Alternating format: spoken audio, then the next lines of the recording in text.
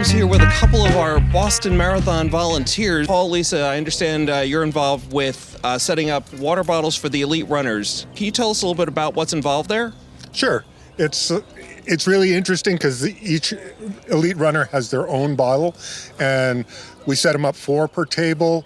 The runners know exactly where their bottle is and which side of the road it's on. And so after we set up, it's just making sure that the right runner takes the right bottle. And it's a real fun stop to do. We have to get here really early, but then it's waiting till the runners get here. Sure. Now we're still at mile 3, approximately, right? 5K. It's a 5K. Yep. Okay, 5K. So Lisa, what happens next, right? The runners come through here, they get their water bottles. What happens after that? Well, it's interesting. So the elite runners have a stop every 5K. So if you go down the marathon route, there's going to be 10K, 15K. So every 5K, there is a stop. So the runners know exactly, as Paul said, where the bottles are. So now, Paul, how long have you been doing this? I've been volunteering for 28 years. I think this is my 28th year. At the elite stop, I started at a regular water stop, and I forget how many years it's been here, but it's a lot. Okay, so clearly you have a lot of experience with the marathon. What is the craziest thing you've ever seen happen here? Nothing that's really outstanding just at the elite stop itself. Historically, this goes way back. I remember one of the wheelchair racers getting a flat tire, and this was actually before I was a volunteer, helping them change a tire. Okay, and Lisa, you said, right, we've got a beautiful day here today.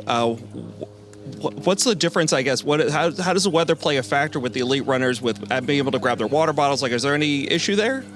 yeah, no, I mean, it is a beautiful day. It makes it easy for them in the sense that it's easier. It's not raining. It's not, so the weather does definitely make a factor in it with the rain and everything. I actually ran Boston in 2018, and the weather was atrocious. It rained. I had snow on my car when I got up in the morning, so it was just, yeah. So the weather can definitely contribute to their race, I guess you could say. Yeah. Sure. Now, that's an interesting perspective. I didn't realize you would actually run the marathon before, so I must think that informs how you perform your job here today as a volunteer. Yeah, no, it definitely does. It definitely does. I've been volunteering for 21 years, not so much here.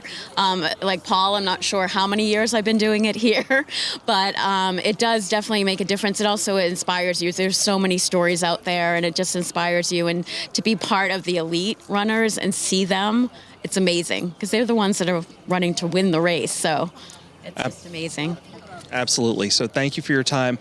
Paul, really quick before we wrap things up here, anything I left out, any anecdotes or anything you can share with us? It's just a really fun spot to be able to be part of. Again, as Lisa said, have the elite runners go by, know that you're supporting the people who are potentially going to be winning, and seeing them come through here as a group. It happens real fast here. They're not strung out at this point, so it's a real quick run through. Okay, sounds great. Paul, Lisa, thank you so much for your time here. Thank you for volunteering for the Boston Marathon.